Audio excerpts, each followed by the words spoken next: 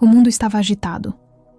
As nações se levantavam como ondas em tempestade, e os poderosos da terra se reuniam para traçar planos contra o Altíssimo.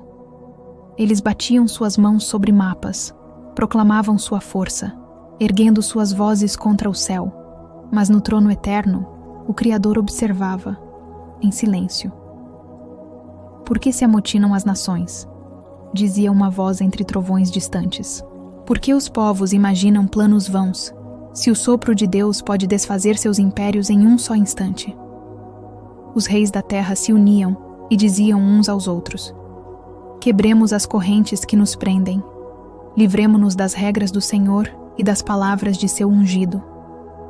Eles acreditavam ser livres, mas não sabiam que, ao rejeitar o caminho, se tornavam prisioneiros de si mesmos. E do trono celestial, aquele que governa os tempos sorriu com firmeza, não um riso de escárnio, mas um riso de quem conhece o fim desde o princípio.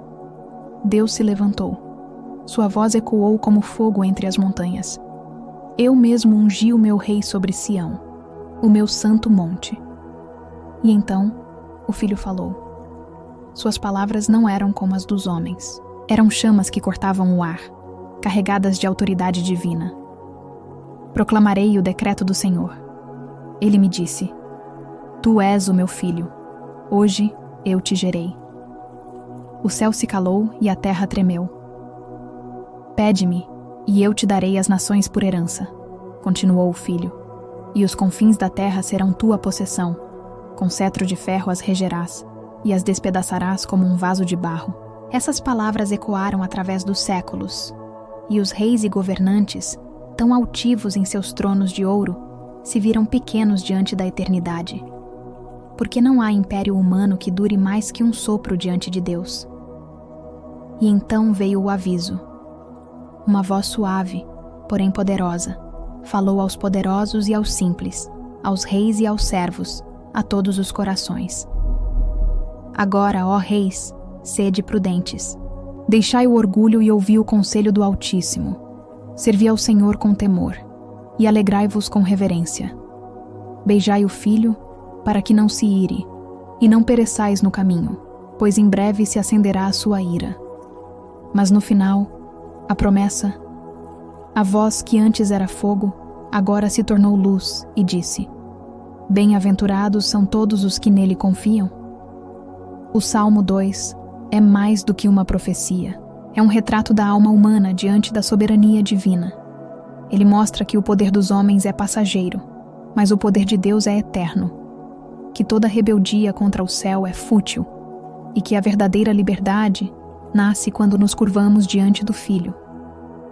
Muitos buscam reinar com a própria força, mas apenas os que se rendem a Deus reinam em paz. Muitos buscam heranças na terra, mas apenas os que confiam no Senhor herdam o céu.